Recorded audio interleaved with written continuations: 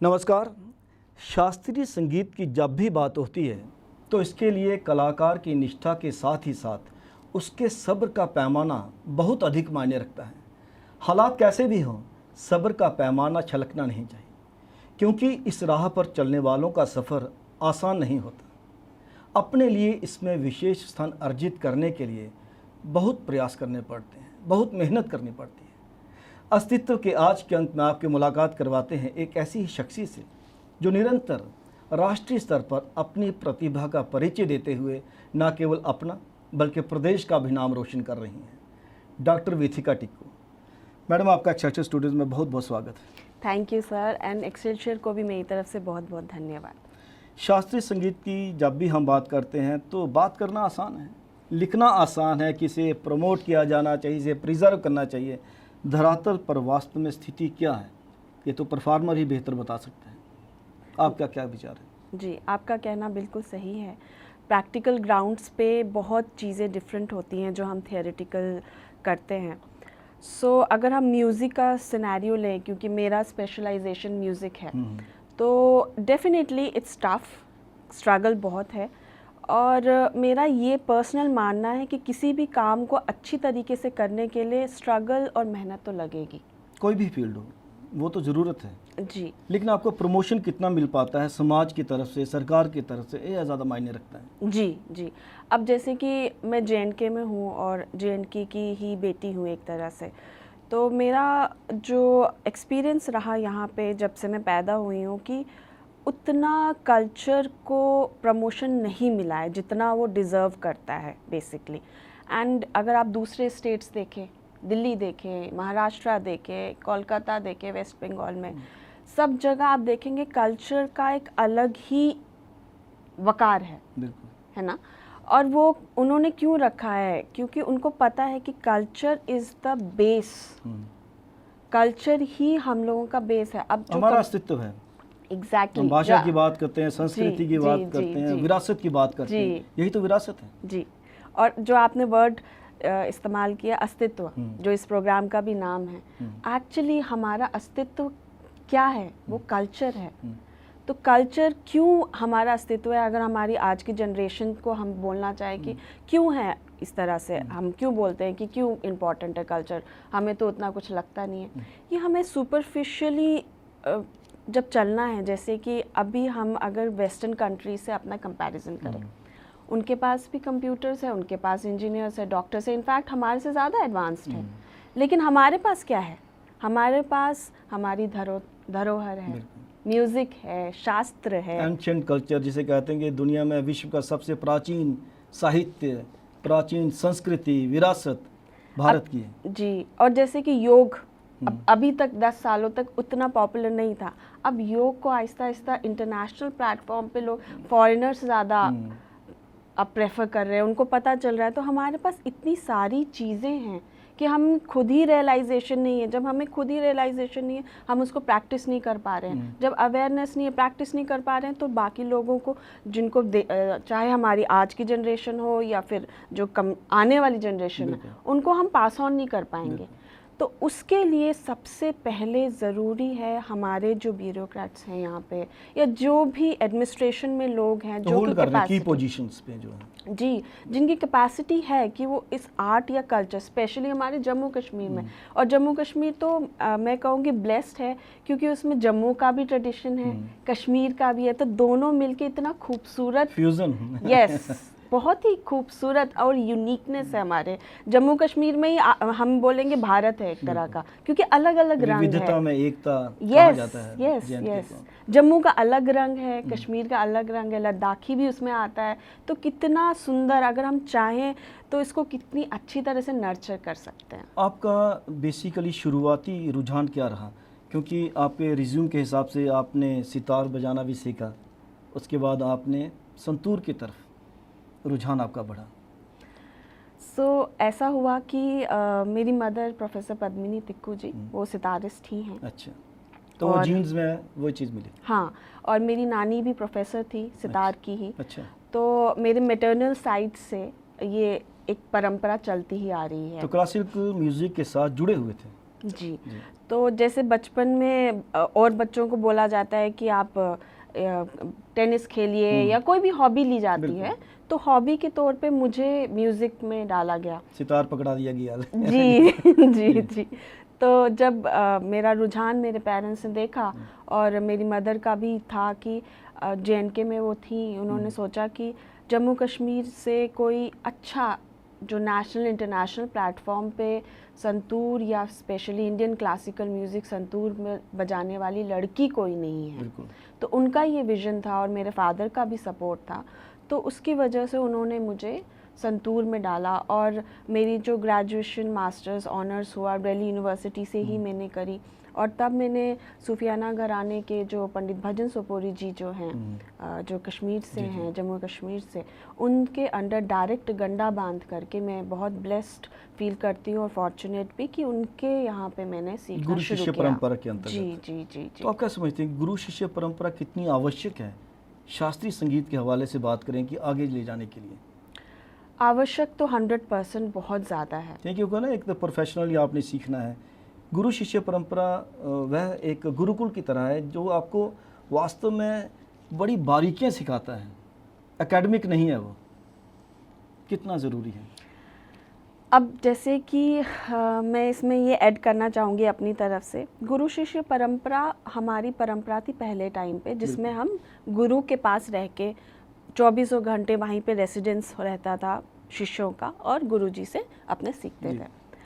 अब आजकल हालात बदल गए थोड़े से। हाँ, थोड़ा सा एडवांस हो गया है, चीज़ें बदल गई हैं, तो मुझे लगता है पर्सनली कि हमें भी थोड़ा सा उसमें मॉडिफिकेशन करना चाहिए। अब जैसे आजकल के गुरु थे, जैसे मैंने जिनसे सीखा, या पंडित शिव कुमार शर्मा जी थे, उन्होंने भी गुरु शिष्य परंपरा से सिखाया है, लेकिन बच्चे आते हैं, उनके पास पूरा दिन रहते हैं और उनसे वो विचार, क्योंकि सिर्फ आप म्यूज़िक सीख रहे हैं ऐसा नहीं होता। गुरु शिष्य परंपरा यही है कि आप गुरु का विचार, उसका आचरण, नॉलेज पूरा चाहिए उसके लिए। जी, वो कैसे सोचते हैं, वो हर चीज़ के पीछे उनका क्या लॉजिक है, वो सब चीज़ें जो है वो एक स्टूडेंट को सीखने को मिलता है, देखने को मिलता है, ऑब्ज़र्व करने को मिलता है। और जो गुरु शिष्य परंपरा है, जब आप सीखते हैं तो ऑब्जर्वेशन ज़्यादा ज़रूरी है। और सिर्फ गुरु से सीख रहे हैं गुरु शिष्य परंपरा में, ठीक है, दूसरे म्यूजिशियंस को भी सुनिए। मैंने पंडित भजन सोपोरी जी से सीखा है, लेकिन मैंने पंडित शिव कुमार शर्मा जी को भी बहुत सुना है, मैंने और भी जितने संतूर के अभी रीसेंट हैं उनको भी सुना है। तो ऐसा नहीं है, आप सुनिए सभी को, फिर जो आपको अच्छा लगता है अपनी पर्सनालिटी में, आपके हिसाब से जो इंटरेस्ट है उसको आगे ले जाए।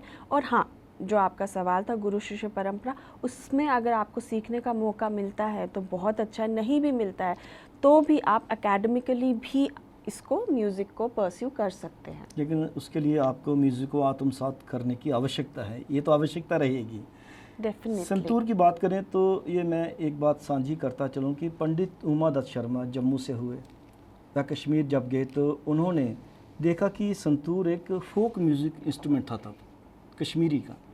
उन्होंने उससे पहले पंडित उमा दत्त जी के जो बेटे हैं पंडित शिव शर्मा जी, वह तबला बजाया करते थे, बहुत अच्छा तबला बजाया करते थे। उन्होंने उनको कहा कि आप संतूर को अडाप्ट कीजिए, फिर संतूर मॉडिफाई हुआ, जो कि एक हिस्ट्री बनी बाद में, और विश्व स्तर पर संतूर को अपनाया गया क्लासिकल इंस्ट्रूमेंट की तरह भी। कितना गर्व महसूस होता है जब आपको लगता है कि जब पंडित शिव शर्मा जम्मू से बिलोंग करते हैं, अल्लाह रखा जम्मू से बिलोंग करते हैं, आप उसी धरती को रिप्रेजेंट कर रही हैं आप क्लासिकल म्यूज़िक में संतूर के माध्यम से। पंडित भोजन सोपोरी जी का भी नाम इसमें लिया जा सकता है, ये सारे लीजेंड्स हैं। इसमें मुझे गर्व तो डेफिनेटली है, लेकिन उससे ज़्यादा मुझे रिस्पॉन्सिबिलिटी फील थी। बिल्कुल, ये मेरी मतलब एक ड्यूटी है कि as a representative of culture from JNK I should as much as possible मैं इसको प्रमोट करूँ हर प्लेटफॉर्म पे। सिर्फ अपर प्लेटफॉर्म पे या जहाँ पे ग्लैमर है सिर्फ वहाँ पे प्रेजेंट करना आर्ट का प्रमोशन नहीं है। टू बी ऑनेस्ट, आर्ट का प्रमोशन है दूर दराज इलाकों में जहाँ पे अंडर प्रिविलेज्ड बच्चे हैं या फिज़िकली चैलेंज्ड बच्चे हैं, उनके बीच में उनको भी एक संतूर का, म्यूज़िक का, थिएटर का, पेंटिंग का, किसी भी तरीके का आप उनको वो सेंसिटाइजेशन करें। बेसिकली आर्ट्स क्या है, आर्ट्स इज सेंसिटाइजेशन। आपकी जितनी भी इंद्रियां हैं उसको सेंसिटिविटी देता है। क्यों सेंसिटिविटी हमें चाहिए?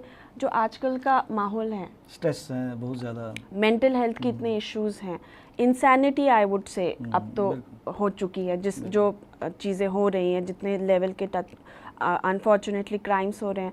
तो जब इंसान में वो एथिक्स गुण जो चीज़ें हैं, ये आर्ट्स के थ्रू ही आप इनकलकेट कर सकते हैं। उसमें वो ह्यूमन एलिमेंट ऐड वही तभी हो पाएगा जब आप उसमें आर्ट, कल्चर, अपना जो हम लोगों की मंत्र हैं, जो वेदास है, उनका ज्ञान देंगे। जिसको ज्ञान नहीं रहेगा, वो हम हिंदी में बोलते हैं उसको अभिमान ही रहेगा, अहंकार ही रहेगा। तो वो अज्ञानी इंसान आगे बढ़ के क्या कंट्रीब्यूट करेगा सोसाइटी को, है ना? तो वो हमें सोचना है बहुत ही सीरियसनेस से। और जो आपका सवाल था कि मुझे गर्व महसूस होता है, हाँ गर्व महसूस होता है, लेकिन रिस्पॉन्सिबिलिटी होती है और अपने आप में लगता है कि कितना इसको मैं नीचे के स्तर के लोगों को भी, क्योंकि बहुत सारे ऐसे हैं लोग या स्टूडेंट्स कि जो 60-70 इयर्स के हैं, उन्होंने इंस्ट्रूमेंट देखा ही नहीं है। कई लोगों को, मैं सिर्फ अपने जम्मू कश्मीर की बात नहीं कर रही, मैं भारत की बात कर रही हूँ। पूरे भारत में परफॉर्म किया तो बेटर आप अब्रॉड भी किया है, अब्रॉड भी किया जी, गुरुजी के साथ मैंने परफॉर्म किया है, पार्लियामेंट जी अच्छा। उनकी साथ संतूर मैंने बजाया है। तो जैसे पार्लियामेंट ऑफ बेल्जियम, अच्छा। जी पेरिस में भी 2 बार बजाया है। तो मेरा कहना ये है कि एक्सपोजर आपको देना पड़ेगा, और एक्सपोजर देने में 1-2 बातें ये आती है कि आपको खुद कितना पता है, आपका इंटेंशन क्या है, आपका इंटेंशन है खुद को प्रमोट करना कि इंस्ट्रूमेंट को प्रमोट करना, और इंस्ट्रूमेंट को प्रमोट करने के पीछे आप कितना अपना निचले स्तर पे ग्राउंड वर्क, जैसे आपने कहा ना, उस लेवल पे आप कितना काम कर रहे हैं। वहीं से आर्टिस्ट भी आएंगे बाद में, आर्टिस्ट को वहीं पे तो तैयार कर रहे हो आप। जी, जो फ्यूचर के आपके कैरियर्स हैं बेसिकली इस चीज़ के ना, आपकी विरासत के, संस्कृति। जी। अब जैसे कि मेरे जो स्टूडेंट्स हैं, वो कोई कॉर्पोरेट से है, कोई कुछ है, लेकिन उनमें मैंने वो संस्कार, वो उनका वो रुझान देना, या कुछ जब भी मैं परफॉर्म करती हूँ, कुछ बच्चे होते हैं, या फिर मैं एज्ड होम में भी मैंने परफॉर्म किया है, तो उसमें उनको मैंने वो कल्चर इनकलकेट कर दिया, वो टेस्ट लगा दिया है। अब वो ये नहीं कहते कि हमें संतूर बजाना है, अगर कहेंगे तो बहुत ही अच्छा है, क्योंकि मुश्किल थोड़ा साज है, लेकिन वो ये कहते हैं हाँ हमें म्यूज़िक सीखना चाहिए, सीखना है, सुनना है, हमें आर्ट्स करना चाहिए, हमें थिएटर करना चाहिए, या हमें कोई भी ऐसी कला करनी चाहिए जिससे हमें सैनिटी मिले, हमारी पर्सनालिटी को, हमारे माइंड को रिलैक्स्ड फील हो। आपने कहा ना कि जैसे आजकल के दौर में बड़ा स्ट्रेस है, स्ट्रेन है, दिमाग पे अजीब सा बोझ रहता है ना। हम कहते हैं जैसे हम पहाड़ों पे चले जाते हैं, थोड़ा सा रिलैक्स महसूस करते हैं। क्यों? क्योंकि पहाड़ों में भी अजीब सी एक आवाज़ें होती हैं जिसे हम म्यूज़िक के साथ जोड़ सकते हैं। तो मेडिटेशन है। क्या शास्त्रीय संगीत भी एक मेडिटेशन है, योगा है? क्योंकि कहा जाता है कि अगर आप शास्त्रीय संगीत सुनते हैं, ज़रूरी नहीं कि आप शास्त्रीय संगीत का कोई इंस्ट्रूमेंट बजाओ, शास्त्रीय संगीत गाओ, वोकलिस्ट होना ज़रूरी नहीं है। सुनने से भी आत्म शांति मिलती है, जो बहुत आवश्यक है। इसलिए आपके कॉर्पोरेट जगत के भी स्टूडेंट्स हैं, कितनी मेडिटेशन इसमें है। म्यूज़िक थेरेपी की बात की जाती है ना आज। अब जो बात आपने कही, आपने अपने ही सवाल में जवाब भी जैसे दे दिया, उसको एडिशन आप करेंगे। जी कि जैसे कि जितने भी कॉर्पोरेट है, तो देखा जाए थोड़ा सा स्ट्रेसफुल काम है, टारगेट्स अचीव करना, और सिर्फ कॉर्पोरेट का ही नहीं, बहुत सारे ऐसे एडमिनिस्ट्रेटिव, हाँ एडमिनिस्ट्रेटिव वर्क, बिजनेस, या कोई भी जिसे मैं बोलूँगी ड्राइव वर्क है। अब जैसे कि जो कैमरा पे हमें ले रहे हैं, वो भी अभी कैमरा पे लेके कुछ संगीत सुनेंगे ताकि उनको अच्छा लगे, तो वो थोड़ा सा रिफ्रेश्ड फील करेंगे। संगीत कैसा, लेकिन ये भी मायने रखता है। और आप देखेंगे स्ट्रेस रिलीव करने के लिए आप ज़रूरी नहीं है कि धूम धड़ाके वाला ये शोर या ख़राब संगीत है। क्यों? क्योंकि जो शोर है आपके पास, जो अभी आपको एग्जॉस्ट की भी जो आवाज़ आ रही है, वो शोर है, और जब आप कुछ गाएंगे या मैं कुछ बोल रही हूँ या आप कुछ बोल रहे हैं, वो संगीत है। क्यों? क्योंकि आपको कानों के वो अच्छा लग रहा है।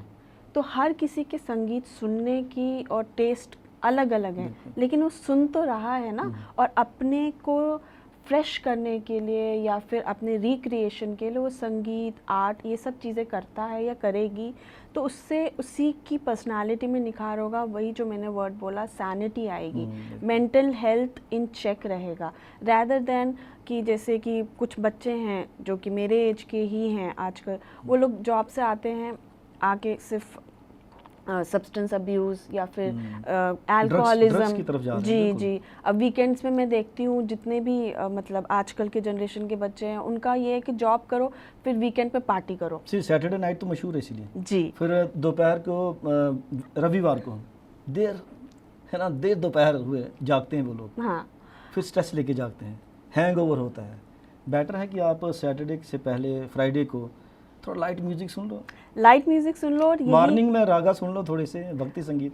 और इनफैक्ट इसमें एडिशन अगर हमें करना हो, जैसे कि ये मेरा सजेशन है, अगर सुन रहे हो JNK गवर्नमेंट कल्चर के लोग, कि सैटरडे इवनिंग, हर सैटरडे इवनिंग हमारा कल्चर हाउस है यहाँ पे, या एकेडमी है, या फिर हमारा फाइन आर्ट्स है, हाँ, वहाँ पे आप एक आधे घंटे 1 घंटे की लोकल आर्टिस्ट का एक परफॉर्मेंस रखें। बिल्कुल ज़रूरी है, बहुत ज़रूरी है, हर सैटरडे को रखें। क्यों? क्या होगा, एक तो इंगेजमेंट आएगी, सारे जो हमारे आर्टिस्ट है, आइडेंटिफिकेशन होगी, एक्नॉलेजमेंट होगी, यहाँ पे कौन थिएटर कर रहा है, अच्छे लेवल का कौन गा रहा है, बजा रहा है, कनेक्शन बनता है ना। जी। और आजकल के यूथ को पता चलेगा, न्यूज़पेपर में भी आएगा, अच्छा सैटरडे को ये होता है। तो rather than going in the disc, I am not saying कि डिस्क नहीं जाना चाहिए, जाना चाहिए, लेकिन एक बैलेंस्ड वे में, हाँ, एक बैलेंस्ड वे में हर चीज़ को करना। तो अगर वो वहाँ पे जाएंगे, देखेंगे पेरेंट्स जा रहे हैं या हमारे सीनियर्स जा रहे हैं, क्यूरियोसिटी से ही सही वो जाके देखेंगे तो होता क्या है। और हो सकता है कुछ ऐसा थिएटर परफॉर्मेंस हो रहा हो या ऐसा कोई म्यूज़िकल परफॉर्मेंस हो रहा हो कि वो इंस्पायर हो जाए, नहीं हमें भी इस रास्ते पे जाना चाहिए, कितना अच्छा है, कितना पीसफुल है, यू नो। आप किसी को इम्पोज नहीं कर सकते, आप उनको एक अच्छा गाना बजाना, अच्छा गाना बजाना, क्वालिटी थिएटर या फिर आर्ट्स देके सिर्फ उनको एक मोटिवेशन, एक इनकरेजमेंट दे सकते हैं कि भाई हम लोग ये कर रहे हैं, हमें अच्छा लग रहा है, हमारी लाइफ में ये डिसिप्लिन आ रहा है, इससे हमारी मेंटल हेल्थ अच्छी रह रही है या हमें सैनिटी मिल रही है, तो आप लोग भी एक बार ट्राई करके देखें। मैं दर्शकों के साथ एक और बात साझी कर देता हूँ कि हमारे यहाँ जम्मू व कश्मीर में एक परंपरा रही है, बड़े बड़े जो दिग्गज जिन्हें कर्म योगी कहा जाता है शास्त्रीय संगीत के, चाहे वोकलिस्ट हों या इंस्ट्रूमेंट बजाने वाले हों, उन्होंने यहाँ पे विज़िट किया और बड़े बड़े हजूम के सामने उन्होंने परफॉर्म किया है। पंडित भीमसेन जोशी हो गए, और पंडित शिव शर्मा जी तो यहीं के हैं जी, अल्लाह रखा खां तो यहीं के हैं जी। रेगुलर एक हुआ करती थी, महफिलें सजा करती थी, कह सकते हैं उनको। वह चीज़ें मिस की जाती हैं आज। एडवांसमेंट के नाम पे हम लोग अपने अस्तित्व से ही दूर होते जा रहे हैं। यस। और हम कहीं खो रहे हैं कहीं पे, हमें पता नहीं हम किस मंजिल की तरफ जा रहे हैं। क्या लगता है कि आप नौजवानों को क्या संदेश देना चाहेंगे कि अगर आपने वाकई अपने लिए कुछ अर्जित करना है, अपने लिए और समाज के लिए भी, ये वाइस वर्सा है, अब अपने लिए तभी कर पाते हैं जब समाज के लिए कुछ कर पाते हैं, तो शास्त्रीय संगीत उसमें कितनी अहम भूमिका निभा सकता है, क्योंकि यहाँ पे फाइनेंशियल सिक्योरिटी नहीं है, ये भी ध्यान देने वाली बात है। जी, सबसे पहला जो मेरा मैसेज रहेगा यूथ को कि वो सिर्फ़ और सिर्फ गाना बजाना ही नहीं, वो हर किसी स्टेट का या हर किसी कंट्री का कल्चर देखें। Culture is the base. हमारा कल्चर चाहे वो स्लोवाकिया का हो, इंडिया का हो, यूरोप का हो, कल्चर बेस है। आपको अपने कल्चर का ज्ञान होना चाहिए। हमें अपने वेदों का, अपने संगीत का, अपने थिएटर का, सब चीज़ों का ज्ञान, जब आप ज्ञान लेंगे तो क्यूरियोसिटी अपने आप बढ़ती जाएगी। क्यूरियोसिटी बढ़ेगी, फिर आपको पता चलेगा कि अच्छा मेरा जो इंटरेस्ट है वो इस जगह पे है। और फिर जब आपको पता चला है कि इंटरेस्ट है, तो फिर आप उस सब्जेक्ट के या उस जो थिएटर के या पेंटिंग के या म्यूज़िक के एक्सपर्ट को ढूंढिए कि क्या हम उनसे सीख सकते हैं। आप जो सीखेंगे और जब उस चीज़ को हल्के ही लेवल पे, चाहे फंडामेंटल लेवल पे ही प्रैक्टिस करना शुरू करेंगे, तो आप अपने आप से मिलेंगे। जब आप अपने आप से मिलेंगे, आपको पता चलेगा आप में क्या खामियां हैं, आप में क्या क्या इम्प्रूवमेंट के पॉइंट्स हैं। क्योंकि पैसा कमाना, अपने चीज़ें करना सब ठीक है, लेकिन आप सोसाइटी में क्या कंट्रीब्यूट कर रहे हैं, है ना।